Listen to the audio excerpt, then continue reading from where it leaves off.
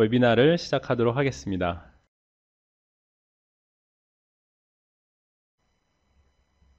웨비나는 전반적인 금속 3D 프린터 시장 현황 및 전망과 그다음에 데스크탑 메탈의 방식인 DMD 방식의 작동 원리 및 프로세스, 그다음에 주요 어플리케이션 및 활용 사례, 그다음에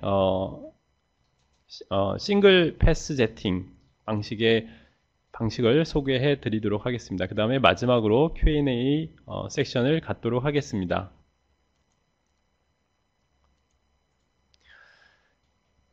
지금 한창 이슈가 되고 있는 그런 3D 프린터는 더 큰 관점에서 말씀을 드리면 이제 어디티브 매니팩처링이라고 해서 보통 이제 AM이라는 약자로 많이들 들어보셨을 거라고 생각합니다. 이 AM의 장점들을 제가 좀 요약을 해봤는데요. 가장 첫 번째는 이제 레피드 프로토타이핑. 오래전부터 이런 빠른 시제품 제작을 위해서 AM이 활용되어 왔고요.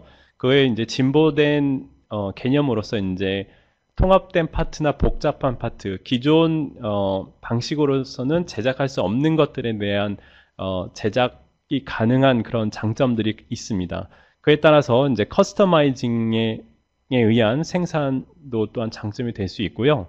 그다음에 제품 디자인적으로 어려운 것들을 다시 재구성할 수 있는 그런 장점이 있습니다. 지금 옆에 보실 수 있는 화면에 보면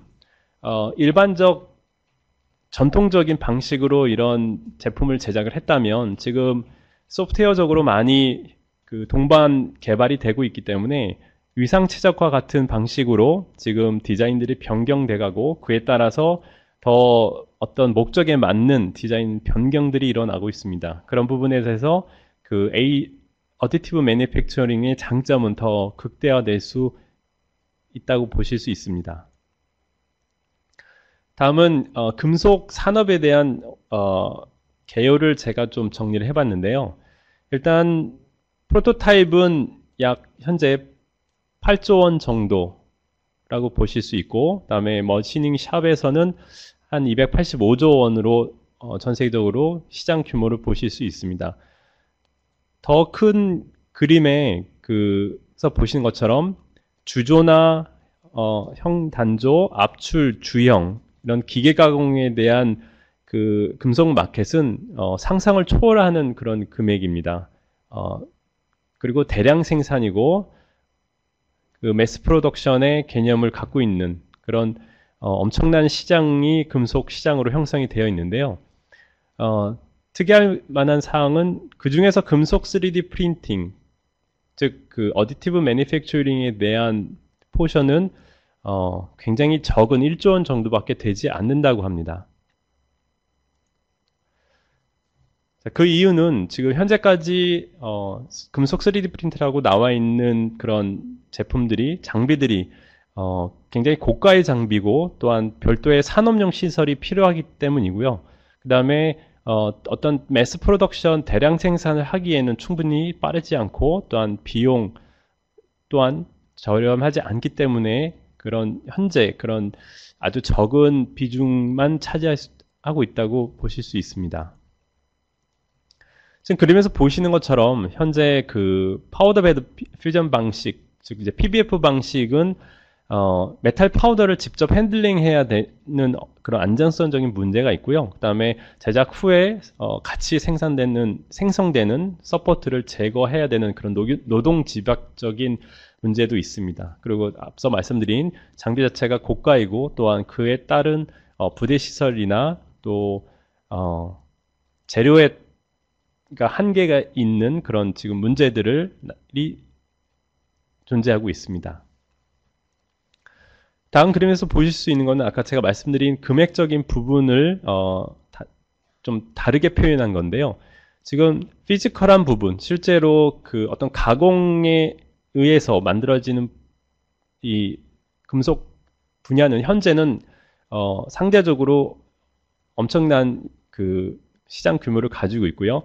그에 더불어 지금 더 사람들이 신경을 쓰고 또 개발되어져 있는 것은 이제 디지털 부분입니다. 거기에는 형이삭적 그 파트 설계 변경을 할 수 있는 뭐 제너레이티브 디자인이라고 볼 수 있는 부분이나 CAD, 그다음에 IoT, 디지털 트윈, 그리고 로보틱스 이런 것들에 대한 비중은 현재는 많이 적지만 그리고 3D 프린팅은 또 상당히 적은 부분을 차지하고 있습니다. 하지만 향후 2030년이 됐을 때의 예측은 지금 피지컬한 부분은 상당히 적어지고요. 그 다음에 CAD나 제너레이티브 디자인 그리고 3D 프린팅에 대한 부분이 비약적으로 발전하는 그런 예상을 보실 수 있습니다. 한 가지 여기서 말씀드릴 수 있는 것은 캐스팅이 굉장히 적어졌는데요. 사실 지금 독일에서는 현재 캐스팅 제조 방식을 국가 차원에서 환경적인 문제 때문에 그 캐스팅 프로세스를 금지하고 있다고 합니다. 지금은 독일에서만 그렇지만 향후 전 세계적으로 이런 환경적으로 문제가 되는 프로세스는 굉장히 법적으로 금지가 확산이 될 거고요. 그런 부분에 대해서 지금 이런 피지컬의 한 부분의 금속 제조 방식은 상당히 제약을 많이 받을 것으로 보여집니다. 그에 따라서 지금 어디티브 매니팩처링 방식은 기하급수적으로 그 수요가 늘어날 것으로 보입니다. 이제 본격적으로 데스크탑 메탈에 대해서 소개를 해 드릴 텐데요. 앞서 올해 2월 달에 1차적으로 데스크탑 메탈에 대한 그 웨비나를 진행한 적이 있습니다. 그래서 중복되는 부분도 있고요. 또 시간이 지남에 따라 업데이트된 부분이 있습니다. 그래서 그때 들어주셨던 분들은 다시 한번 복습 차원에서 들어주셨으면 좋겠고요. 또 새롭게 들으시는 분들은 잘 유념해서 들어주시기를 부탁드립니다. 데스크탑 메탈은 금속 그 3D 프린터, 현재 굉장히 적은 비중을 차지하고 있는 금속 3D 프린터를 어떤 엔지니어링 차원과 또한 이제 대량 제조 생산에 접근하기 위해서 지금 제조 기술, 그다음에 금속공학, 그다음에 로봇공학 리더들에 의해서 2015년에 설립이 되었습니다. 그리고 아래 보이는 회사들은 이 회사의 그런 비전을 보고 그런 미션을 보고 투자한 회사들입니다. 약 3천억 이상의 투자가 이루어졌고요. 현재 MIT 교수 4명을 포함한 그런 여러 명의 박사들과 그다음에 200여 이상의 특허를 지금 출원 중에 있습니다. 데스크탑 메탈에 3가지 미션이 있습니다. 첫 번째는 제너레이티브 디자인에 대한 접근인데요. 라이브 파트라고 해서 어떤 기존 설계와는 조금 차원이 다른 사용자가 어떤 원하는 두 부분만 지정을 하면 거기까지에 요구되어지는 어떤 응력이라든지 이런 것을 계산해서 쉘들이 서로 커뮤니케이션을 통해서 이 파트를 만들어 나가는, 그래서 이름도 라이브 파트고요. 그러한 좀 새로운 개념의 소프트웨어를 지금 출시를 하고 있고요. 그 다음에 래피드 프로토타입용으로 스튜디오 시스템, 그 다음에 대량 생산용인 프로덕션 시스템, 이렇게 3가지를 중점으로 지금 개발을 하고 있습니다. 데스크탑 메탈을 방식을 이해하기 위해서는 먼저 MIM 메탈 인젝션 몰드에 대한 방식을 조금 먼저 이해를 해 주셔야 되는데요. 제가 좀 설명을 드리면 기존의 MIM 방식은 1970년대부터 약 40년 정도 전부터 현재 금속 파트를 만든 하나의 방식으로 자리 잡고 있습니다. 방식을 간단하게 설명을 드리면 메탈 파우더하고 폴리머 파우더를 섞은 피드스톡이라고 해서 이제 원재료를 만들고요. 그거를 플라스틱 사출처럼 금형을 만들어서 파트를 해내고요. 그 다음에 그 메탈 파우더하고 바인더를 섞었기 때문에 그 바인더를 제거하는, 한국말로는 탈지 공정을 통해서 바인더를 제거하고요. 그다음에 소결로에 넣어서 그 메탈 파우더를 서로 소결시키는 방식입니다. 소결을 조금 더 설명을 드리면, 소결은 이 각 금속마다 용융점이 좀 다른데, 그 용융점 바로 아래 온도까지 가열을, 온도를 공급해서 서로 멜팅이 되면서 그 하나의 파트로 만들어지는 것이 소결 과정입니다. 여기서 디바인딩하고 소결 부분은 바로 데스크탑 메탈의 공정에 바로 적용이 되고요. 공급되어지는 원료는 데스크탑 메탈 중에 스튜디오 시스템에서는 이 메탈 파우더하고 폴리더 바인더를 섞은 이 재료를 하나의 막대기 형태로 만듭니다. 그 다음에 여러분들이 잘 아시는 그런 FDM 방식을 통해서 헤드를 통해서 이 메탈 파우더 막대기를 압출시켜서 적층에서 만들어내는 방식이고요. 그 다음에 똑같이 MIM 방식하고 똑같이 디바인딩, 그 다음에 소결, 그 다음에 때에 따라서는 후체를 통해서 최종 제품을 만들어낼 수가 있습니다.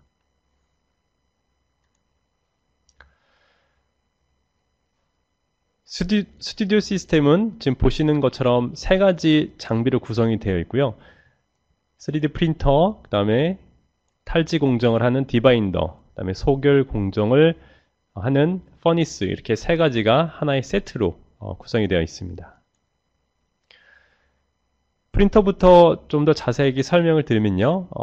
프린터는 두 가지 헤드가 장착이 되어 있는데요. FDM 방식, 산업용 FDM 방식에서 보셔도 거기에도 헤드가 두 개입니다. 하지만 하는 역할이 다른데요.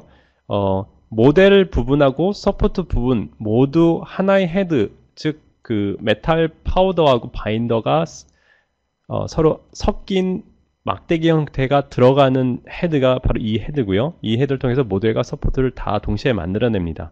다음에 두 번째 헤드는 인터페이스라고 해서 지금 그 모델 부분하고 서포트 부분이 소결 과정 중에서 소결이 되면 하나의 파트로 붙어버리기 때문에 나중에 서포트를 제거하기가 굉장히 어려워집니다. 그래서 데스크탑 메탈에서는 이 부분을 특허적인 부분으로 이 모델과 서포트 사이에 세라믹 계열의 재료를 서로 그 사이에 끼워 넣게 돼서, 그래서 이제 이름도 인터페이스 헤드고요. 나중에 소결이 끝나면 그 모델과 서포트가 굉장히 손쉽게 분리될 수 있는 그런 방식으로 채택이 됐습니다. 헤드의 노즐 직경은 0.4mm고요. 그 다음에 시간당 16세제곱센티미터의 그 압출 속도를 갖고 있습니다. 그리고 기본적 적중 두께는 50미크론이고요. 지금 현재 스튜디오 시스템 플러스라고 해서 이 적중 두께를 20미크론으로 낮춘 더 미세하게 형상을 만들 수 있는 장비가 새롭게 출시가 되어 있습니다. 재료는 보시는 것처럼 이렇게 카트리지 타입으로 쉽게 장착과 탈착을 하실 수가 있고요. 이 한 카트리지에는 약 250개 정도의 그 막대기가 들어 있습니다. 그리고 현재 사용 가능 재료는 6가지고요. 말씀을 드리면 17-4 pH, 다음에 서스 316, 4140 크로몰리, 다음에 카파, 인코넬 625, H23 공구강, 이렇게 6개를 현재 사용이 가능합니다. 그리고 31개의 재료가 지금 개발 중이고요. 31개의 재료가 개발 중이라는 것은 새로운 재료를 개발하고 있는 것이 아니라 현재 MIM에서 사용하고 있는 이 재료들을 프린트를 통해서 만들어내는 것은 전혀 문제가 되지 않고 굉장히 쉬운 그 프로세스입니다. 중요한 것은 이렇게 프린터에서 만들어진, 그러니까 메탈 파우더하고 바인더를 로 만들어진 파트는 아직 소결 전이기 때문에 이것을 이제 디바인딩하고 소결하는 과정이 훨씬 더 중요한 과정이고, 이 재료에 대해서 디바인딩과 그런 퍼니스에 대한 온도 프로파일을 설정하고 개발하는데 지금 31가지가 그 과정 중에 있다는 것이고요. MIM 방식에 현재 사용되고 있는 재료가 300가지가 넘는다고 합니다. 이 재료들은 향후 점차적으로 계속 지속적으로 개발이 될 예정이고요. 아까 그 PBF 방식에서 말씀드렸던 어떤 재료의 제약성이 이 MIM 방식을 이용하는 덱스탑 메탈은 없다는 이유가 현재 MIM에 쓸 수 있는 재료들을 향후에 더 많이 적용시킬 수가 있기 때문에 그런 차원에서 재료의 다양성에 있어서 큰 또한 장점을 갖고 있습니다. 보시는 것처럼 지금 PBF 방식들은 이 서포트 부분과 본 모델이 다 한마디로 용접이 되어 있는 상태이기 때문에 이 PBF 방식은 또한 장점이 많이 있지만 어려운 부분 중에 하나는 이 서포트의 제거가 굉장히 어려운 부분이고 그렇기 때문에 형상에 제약이 있습니다. 서포트를 제거할 수 없거나 아주 어렵게 제거가 되어지는 부분들에 있어서의 파트는 좀 적용하기가 어려운 부분입니다. 그에 따라 비해서 스튜디오 시스템의 그 방식은 지금 이 서포트 부분과 본 모델의 부분들이 지금은 빈 공간으로 보이시는 부분이지만 원래는 세라믹 인터페이스 레이어가 들어가 있었고 소규로 후에 세라믹이 가로로 변하면서 이 본 파트와 서포트를 쉽게 분리하실 수가 있는 그런 장점이 있습니다.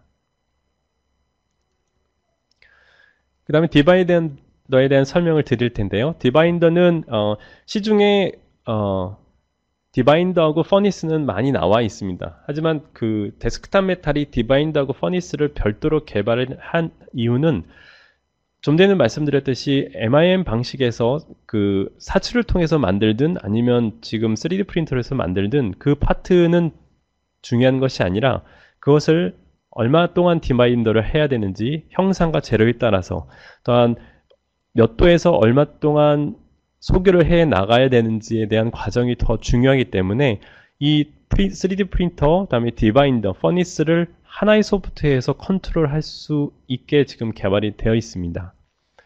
이 디바인더는 또한 그 사무실 환경에서이라고 말씀을 드릴 수 있는데요. 그 이유는 사용자가 이 디바인딩을 하는 솔벤트 용액을 전혀 접촉하거나 볼 수 없기 때문에 그 일반 디바인더하고는 좀 다른 방식이라고 보실 수 있습니다. 설명을 좀 드리면 사용자가 이 디바인더의 뚜껑을 열었을 때는 안에는 전혀 액체가 담겨져 있지 않는 상태로 사용자한테 오픈이 됩니다. 그 다음에 사용자가 그러니까 디바인딩을 원하는 파트를 넣고 프로세스를 시작하면 저장 탱크에 있던 솔벤트가 프로세스 탱크로 차오르게 되고요. 그 다음에 소프트웨어적으로 설정된 시간만큼 자동적으로 디바인딩을 시작합니다. 참고로 디바인딩은 그 총 파트의 80% 정도만 디바인딩 하고요. 20%는 퍼니스 과정 중에서 이제 디바인딩이 됩니다. 디바인딩 프로세스가 끝나면 안에 차있던 그 솔벤트 용액들은 증류 탱크로 다 빠져나가게 되고 여기서 순수 솔벤트 용액만 다시 저장 탱크로 저장이 됩니다. 그리고 프로세스가 끝난 다음에 사용자가 다시 이 문을 열었을 때는 솔벤트가 다 빠진 건조된 상태로 파트를 사용자가 꺼낼 수가 있습니다. 그래서 그런 용액이 담겨져 있고 사용자가 그것을 담궜다가 빼서 소위 말하는 그 패스트푸드의 튀김기처럼 그렇게 털어내거나 하는 그런 작업들이 없이, 그러니까 사용자가 접하지 않는 그런 설계로 좀 이루어져 있습니다.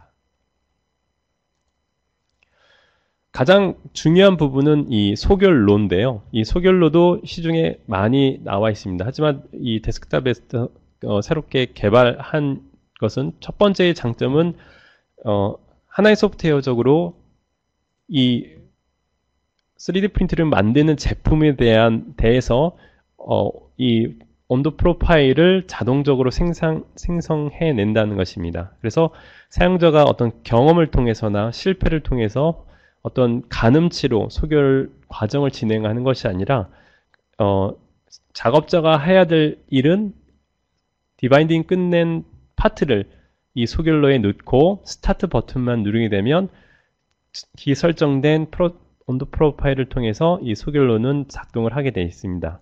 그리고 피크 온도, 그러니까 최고 도달할 수 있는 온도는 1400도고요. 1400도로 설정된 이유는 보통 소결로가 1300도에 많이 존재하는데 1400도를 요구하는 향후 그 사용 가능 재료들을 위해서 그 설정 맥시멈 온도를 1400도로 그렇게 설계를 하였습니다.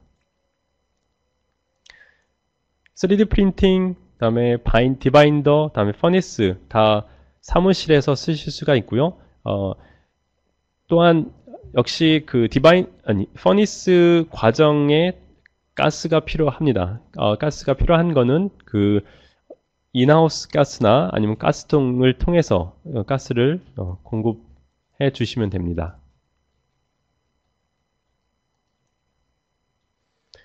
다시 한번 강조해서 말씀드리는 부분이고요.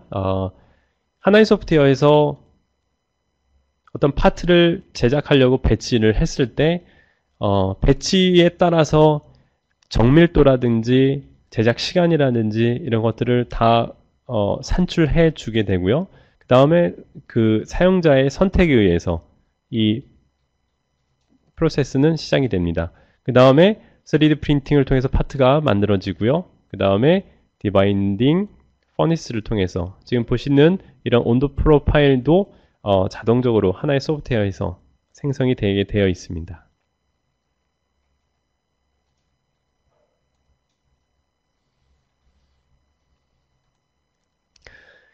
예, 장비에 대한 설명은 제가 간략하게 소개를 해드렸고요. 이제부터 어떤 그 현실적인 부분에 대해서 좀 사용할 수 있는 부분들에 대해서 설명을 드리도록 하겠습니다. 데스크탑 메탈은 어떤 CNC 가공을 대체할 수 있는 파트는 아닙니다. 솔직히 말씀드리면 가장 흡사한 프로세스는 캐스팅 제품입니다. 그래서 캐스팅 제품과 굉장히 흡사한 퍼포먼스를 나타내는데요. 다행인 것은 캐스팅 제품보다 밀도라든지 그 다음에 정밀도, 레졸루션이 더 우수하다는 것입니다. 그리고 필요에 따라서 현재 지금 캐스팅 제품도 치수가 요구되어지는, 정밀도가 요구되어지는 부분에 있어서는 별도의 CNC 가공을 하듯이 데스크탑 메탈의 제품도 역시 필요한 부분에 있어서는 별도의 CNC 기계 가공을 거쳐서 그 완성도를 높일 수가 있습니다. 동일한 사이즈, 동일한 제품을 하나는 캐스팅, 하나는 스튜디오 시스템으로 제작을 했고요. 50미크론으로 확대해서 봤을 때 지금 비교해서 보실 수 있는 것처럼 스튜디오 시스템 제품과 그다음에 캐스팅 제품의 그 밀도, 조밀성의 확연한 차이를 보실 수가 있으십니다. 그래서 현재 아까 말씀드렸다시피 캐스팅이 현재 산업에서 굉장히 많이 가공이 어려운 제품들은 캐스팅을 많이 하시는데요. 이 캐스팅이 점차적으로 독일을 시작으로부터 환경적인 문제로 인해서 그 제조가 좀 어려워지고 있고 또한 더 나은 퍼포먼스를 제공하는 그 스튜디오 시스템, 데스크탑 메탈의 스튜디오 시스템이 좋은 대안이 될 거라고 생각이 듭니다. MIM 자체가 그 15%에서 20% 정도의 수축률을 갖고 있기 때문에 그것을 감안해서 소프트웨어적으로 확대해서 만들고 그리고 다시 이제 소결해서 수축을 하고요. 그에 따른 정밀도는 0.5%에서 0.8% 정도로 보시면 됩니다. 그래서 MIM 방식도 마찬가지지만 데스크탑 메탈의 제품들은 이 손바닥 크기를 넘어가는 제품들은 권장하지 않고요. 별 이렇게 장점을 발휘할 수가 없습니다. 왜냐하면 치수 정밀도가 퍼센테이지로 나가기 때문에 작은 제품의 퍼센테이지 치수 정밀도가 적게 나타나고 오차가 큰 제품은 이 0.8%가 크게 적용되기 때문에 그런 차원에서 말씀을 드리고요. 어떤 그 디바인딩이나 퍼니스 과정 쪽에서 큰 제품들은 굉장히 어려움을 겪기 때문에 보통 손바닥 미만의 제품들이 MIM에서 쓰이고 그에 따라서 데스크탑 메탈도 그런 파트들이 주 적용 사이즈라고 보시면 되겠습니다. 예.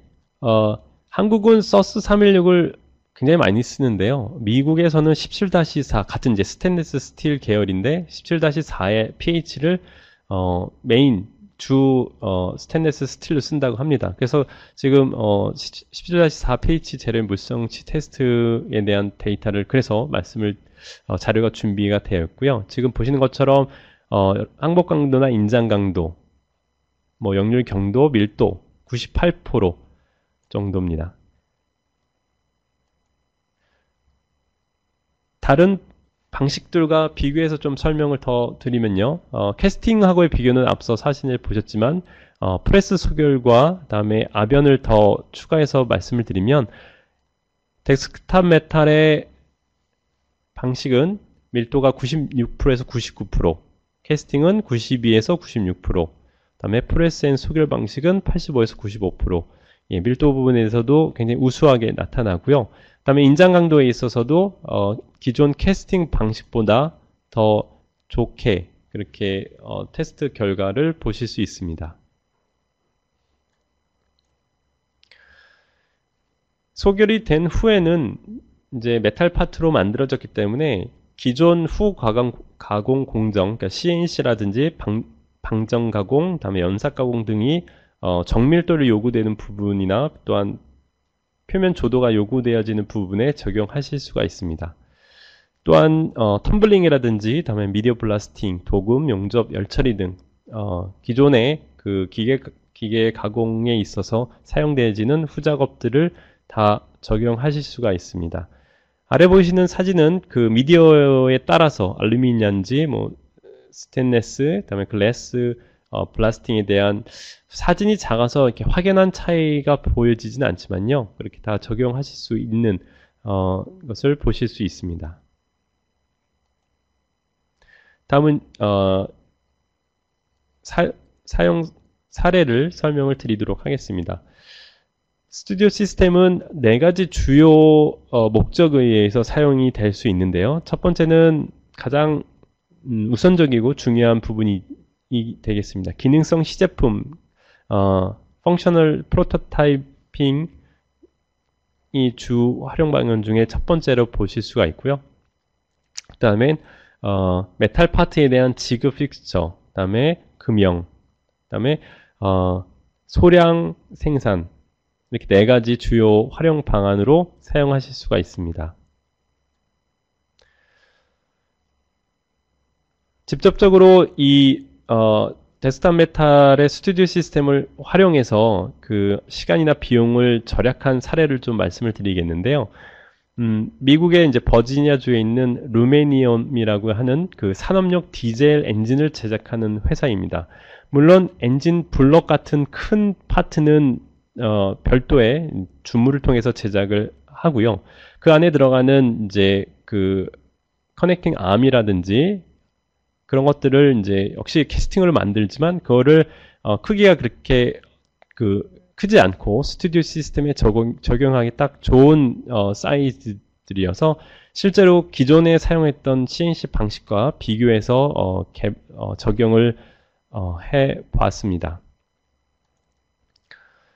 적용한 파트는 이 커넥팅 로드, 다음에 스윙암, 다음에 새들 캐리어 이 세 부분을 적용을 했고요. 그 중에서 새들 캐리어에 대한 비교 자료를 데이터를 좀 말씀드리도록 하겠습니다. 기존에 CNC 가공을 했고요. 사용했던 재료는 4340 스틸이고 파트 무게는 1.5kg, 다음에 소요 시간은 일주일, 소요 비용은 980불 정도가 기존 방식에 대한 데이터입니다. 스튜디오 시스템을 이용해서 제작을 했고요. 사용 재료는 4140 스틸, 파트 무게는 933g, 그 다음에 소요 시간은 4일, 비용은 148달러입니다. 시간은 약 30%가 소요가 됐지만 비용에 있어서는 거의 10분의 1 수준으로 결과가 나왔습니다.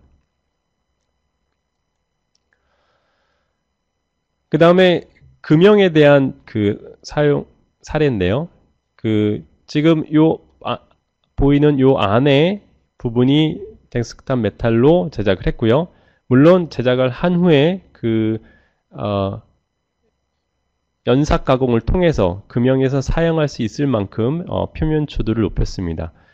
먼저 간단하게 말씀드리면 90% 이상의 또한 비용 절감 효과를 볼 수가 있었습니다.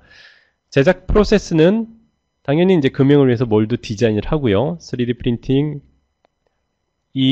이후에는 역시 디바인딩하고 소결 과정이 있었겠고요.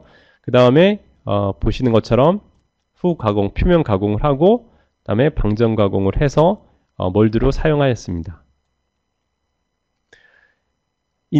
사용한 인젝션 재료는 그 아세탈이고요. 인젝션 온도는 205도, 그 다음에 몰드 온도는 82도에서 121도, 그 다음에 100샷을 테스트하였습니다. 지금 보이시는 이 파트가 인젝션 되어서 나오는 파트고요. 이 부분이 인젝션 몰드 부분입니다. 그리고 이 부분이 덱스탑 메탈 스튜디오 시스템으로 만든 파트의 제품 사진입니다. CNC하고 비교를 했는데요. 일단 이 몰드 무게를 줄일 수 있었고요. 그 다음에 3일 제작 시간에서 50시간, 약 이틀 조금 넘는 시간, 역시 30% 정도 시간을 단축을 시켰고요. 그리고 비용 역시 493불에서 47불로 아까 말씀드린 그 유저 케이스하고 비슷하게 시간은 약 3분의 30% 정도를 단축시킬 수가 있고요. 비용은 굉장히 놀랍게도 10분의 1 정도로 줄일 수 있는 그런 효과를 봤습니다. 예. 특징적으로 비용이 90%, 다음에 시간 30%, 다음에 제품, 금속 제품이기 때문에 이 무게 감소도 굉장히 큰 장점이라 볼 수 있는데요. 약 40%를 감소할 수 있었습니다.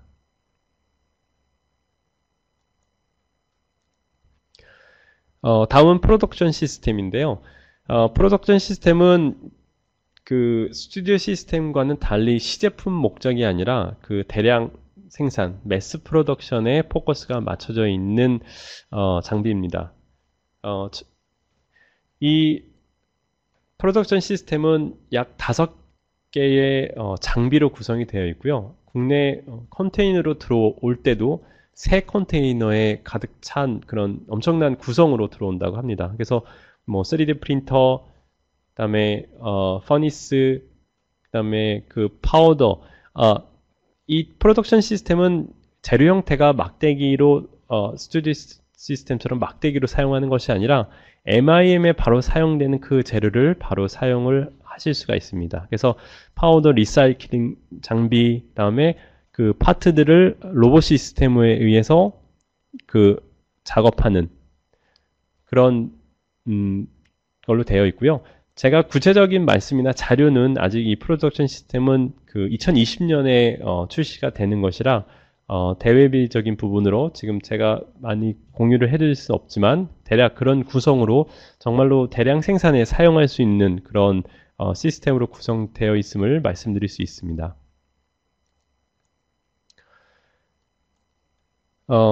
제작 스피드로 말씀드릴 수가 있고요. 제작 사이즈가 330에 330에 330, 가로 세로 높이가 그렇고요.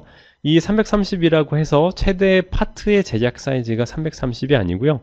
작은 아까 손바닥만한 파트를 배치했을 때 약 그 120여 개를 적층 방식으로 제작 배치를 할 수가 있습니다. 스튜디오 시스템은 FDM 방식과 마찬가지로 그 어떤 XY 베드로만 배치할 수 있지만 이 프로덕션 시스템은 제팅 방식이기 때문에 파트 위에 파트 위에 파트 위를 배치해서 제작을 할 수가 있습니다. 그래서 실제로 BMW 워터펌프 임펠러 같은 경우 121개가 배치가 됐고요. 많이 유튜브를 통해서 동영상을 보신 분들 많이 있으실 텐데 그 120개가 만들어지는 총 시간은 4시간 반밖에 소요가 되지 않습니다. 그래서 보통 이 프로덕션 시스템으로 만든 파트들이 하루에 약 520개 정도 제작이 가능하다고 합니다. 상대적으로 PBF 방식은 말씀을 드리면 시간당 780 세제곱센티미터라고 봤을 때 스튜디오 시스템, 프로덕션 시스템은 약 8200 정도로 10배가량의 그런 제작 스피드를 볼륨적으로 나타낸다고 보시면 됩니다. 파트별 단가로 좀 설명을 드리면요.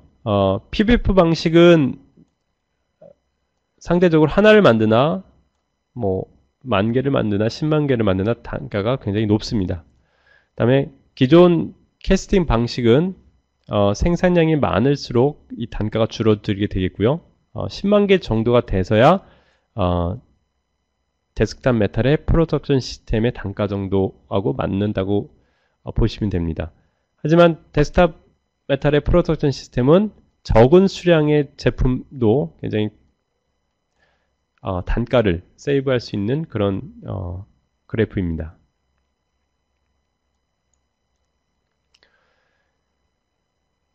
말씀드렸듯이 이 프로덕션 시스템은 바인더 제팅 방식이기 때문에 이렇게 정유명체의 배치를 꽉 채워서 할 수 있지만 기존 PBF 방식들은 이렇게 XY 평면에 국한된 파트 배치를 할 수가 있습니다.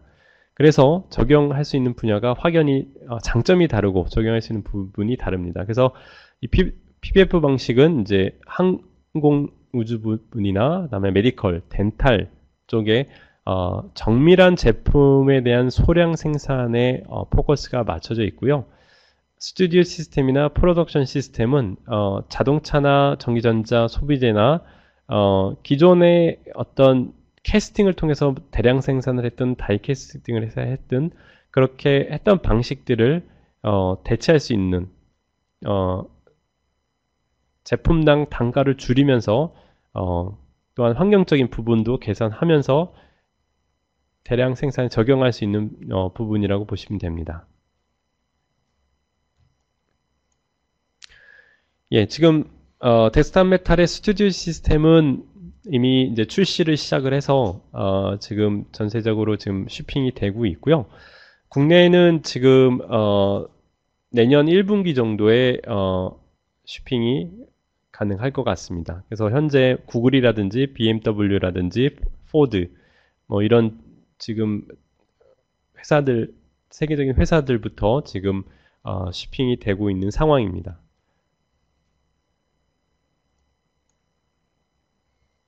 네, 스튜디오 시스템과 프로덕트 시스템에 대한 이제 정리이고요. 다시 한번 정리해드리면 스튜디오 시스템은 시제품과 지금 픽스처, 그 다음에 어떤 툴링 부분에 최적화된 그런 주요 기술이고요. 프로덕션 시스템은 대량 생산에 포커스가 맞춰져 있는 시스템입니다. 네, 이것으로서 그 데스크탑 메탈 스튜디오 시스템과 프로덕션 시스템에 대한